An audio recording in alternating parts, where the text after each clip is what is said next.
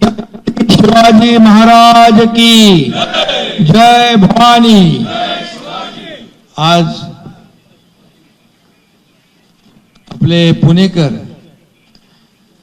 रवींद्र धंगेकर, काँग्रेसचं मी म्हणणार नाही कारण ते मूळ शिवसेनेचे होते आणि त्यांनी आज धनुष्यबाण उचललाय, भगवा हातात धरलाय। मी त्यांचं मनापासून स्वागत करतो, त्यांना खूप खूप शुभेच्छा देतो। त्यांच्या सोबत आलेले सर्व पदाधिकारी यांचं देखील मनापासून मी स्वागत करतो। खरं म्हणजे रवींद्र धंगेकर हे पुण्यामध्ये एक लोकप्रिय लोकनेता म्हणून त्यांची ओळख आहे आणि ते कामाने त्यांची ओळख निर्माण केली त्यांनी। मी पोटनिवडणुकीमध्ये तिकडे होतो, पण सगळी फौज लागली तरी सुद्धा धंगेकरनी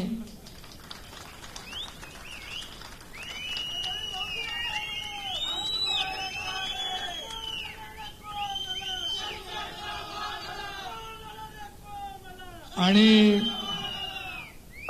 खऱ्या अर्थाने तेव्हा ऐकलं मी, म्हणजे कार्यकर्त्यांच्या रूपाने कसं काम करायचं।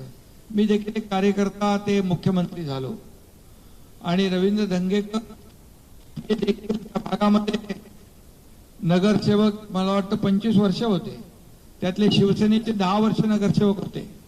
शिवसेनेचं महापालिका त्यांनी नेतृत्व केलं आणि सर्वसामान्य माणसाला मदत कशी करायची, अगदी बाईकवर बसून कोणाला प्लंबर पाहिजे, कुणाला गॅस रिपेअरवाला पाहिजे, कुणाला पाण्याचं कनेक्शन पाहिजे,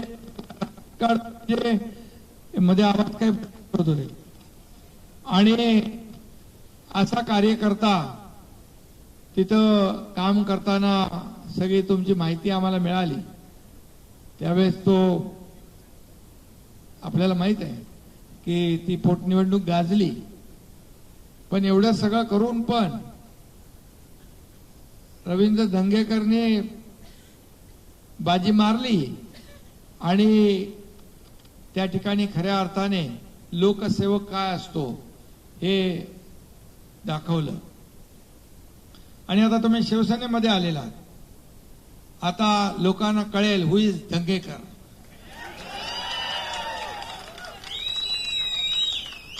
बरोबर ना? थोडं कसं ते दुसऱ्या पक्षाचं होतं काँग्रेस, ते जरा वेगळ्या टाईपचं, हे कार्यकर्त्याचा पक्ष आहे शिवसेना। म्हणजे इथं काय मालक नोकर कोण नाही, इथं सगळे कार्यकर्ते माझ्या सकट।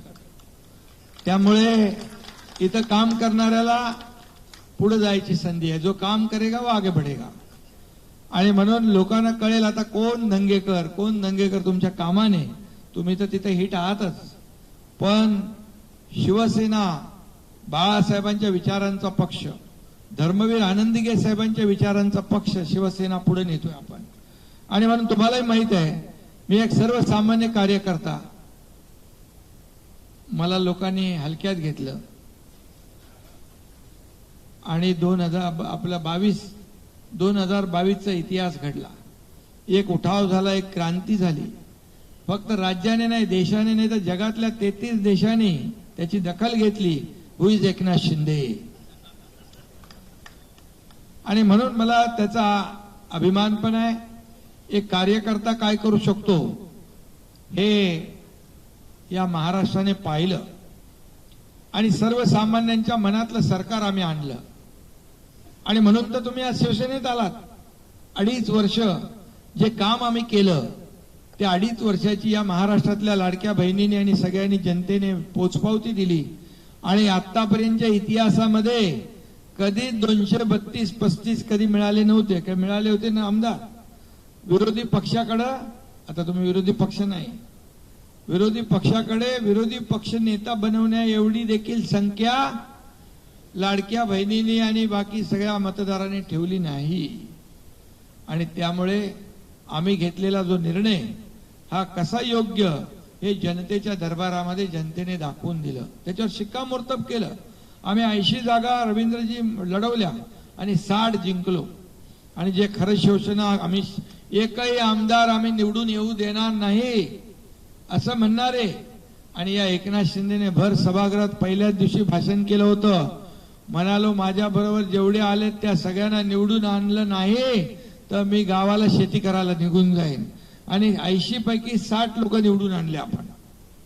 इतिहास झाला. आता सांगा, जनतेच्या न्यायालयामध्ये शिक्कामोर्तब झालं. खरी शिवसेना आणि बाळासाहेबांच्या विचारांची शिवसेना, दिघे साहेबांच्या विचारांची शिवसेना आणि विचारांचे खरे वारसदार कोण. काल कार्यक्रमामध्ये एक आता व्हिडिओ मी बघितला. बाळासाहेबांचा आवाज, खोटा आवाज, नकली आवाज. आता नकली लोक नकलीच काम करणार. नकली आवाज म्हणजे लोक दंगे कधी सोडून जात आहेत ना, त्यांना थांबवायसाठी म्हणाले आम्ही खूप जुन्या कॅसेट बाळासाहेबांचे आमच्याकडे आहेत, जुन्या जपून ठेवल्यात. अरे त्या जपण्यापेक्षा बाळासाहेबांचे विचार जपून ठेवले असते तर फायदा झाला असता, कोणी कुठं गेला नसता. आणि म्हणून रोज 2.5 वर्ष बघितले ना, एकनाथ शिंदे शिवाय दुसरं काय आहे त्यांना. रोज सकाळी शिव्या, दुपारी शिव्या, संध्याकाळी शिव्या, रोज आरोप प्रत्यारोप. आणि म्हणून मी नेहमी सांगायचो, हा एकनाथ शिंदे आरोपाला कामातून उत्तर देणार, आरोपाला आरोपाने नाही. आणि म्हणून 2.5 वर्ष एवढं काम केलं, पायाला भिंगरी लावून आम्ही या महाराष्ट्रात फिरतो. एकीकडे विकास, एकीकडे कल्याणकारी योजना पुढे नेल्या. आणि म्हणून आता एवढे लोक शिवसेनेमध्ये येत आहेत. काय येत आहेत? तुम्ही विश्वास ठेवून आलात. तुम्हाला माहित आहे की एकनाथ शिंदे आणि शिवसेना आम्हाला न्याय देईल. न्याय म्हणजे काय? तुम्हाला लोकांना मदत करायची आहे, तिथं विकास करायचा आहे, मूलभूत सोयी सुविधा द्यायच्या आहेत, लोकांच्या अडचणीला धावून जायचं आहे. त्याच्यासाठी एक बळ लागतं.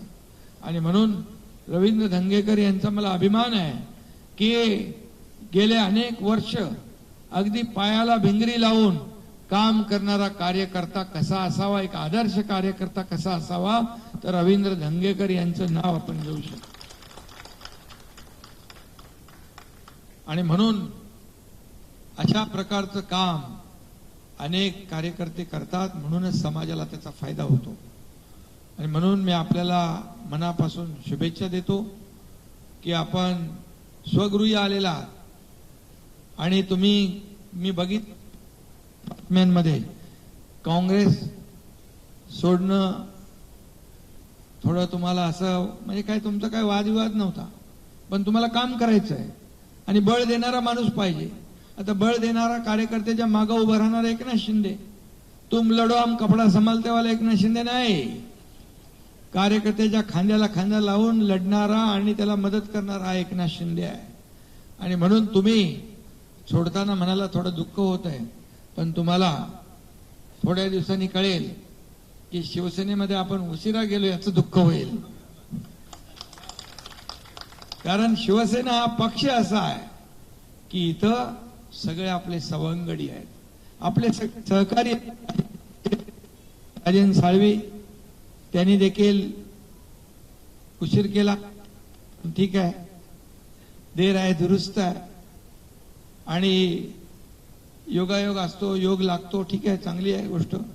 आपल्याला एवढंच करायचं, या महाराष्ट्राला पुढे न्यायचं आहे, या महाराष्ट्राचा सर्वांगीण विकास करायचा आहे. खुर्चीसाठी आपल्याला मोह नाही आहे. खुर्चीसाठी 2022ला ज्यांनी मोह केला आणि बाळासाहेबांना नको होतं जे त्यांनी घडवलं आणि घरी बसवलं. आणि म्हणून आपल्याला हा एकनाथ शिंदे खुर्चीसाठी आपापलेला नाही, हा एकनाथ शिंदे खुर्ची शोधणारा नाही, हा एकनाथ शिंदे खुर्चीत बसलेल्या माणसाचे दुःख आणि प्रश्न शोधणारा आहे. आणि म्हणून मी आपल्याला एवढंच सांगतो की सर्वसामान्य लोकांच्या आयुष्यामध्ये चांगले दिवस आणायचे. मी नेहमी सांगतो, आपण काय सोन्याचा चमचा घेऊन जन्माला आलोय? नाही. सोन्याचा चमचा घेऊन जन्माला आपण आलो नसलो तरी सुद्धा सर्वसामान्य लोकांच्या जीवनामध्ये सोन्याचे दिवस आणण्यासाठी मात्र आपलं. आणि म्हणून ते आपल्याला करायचं. आणि एक एक टीम जी आहे आपली वाढतीये. पुण्यामध्ये तुम्ही एक टीम मोठी तयार करा, मजबूत. आणि आपल्याला एकच काम करायचं आहे, लोकांना मदत करायची आहे, लोकांच्या सुखदुःखात धावून जायचं आहे. आज तुमच्या फक्त प्रमुख लोक आलेत, पण तुमची टीम मला माहित आहे, तुमचं कामही माहित आहे की तुमच्याबरोबर हजारो लाखो लोकसभेमध्ये 4,60,000 मतं मिळाली. उगाच मिळत नाही. तुमच्या कामाचं काम बोलतंय आणि म्हणून या ठिकाणी एवढी मतं मिळाली. आणि म्हणून मी तुम्हाला मनापासून शुभेच्छा देतो. पुढच्या वाटचालीस तुम्हाला कधी दुःख वाटणार नाही की आपण शिवसेनेमध्ये का आलो. कारण शेवटी हा कार्यकर्त्यांचा, पुन्हा एकदा मी सांगेन, हा कार्यकर्त्यांचा पक्ष आहे. बाळासाहेबांच्या विचारांचा, दिघे साहेबांच्या विचारांचा पक्ष आहे. 80% समाजकारण, 20% राजकारण करणारा हा पक्ष आहे.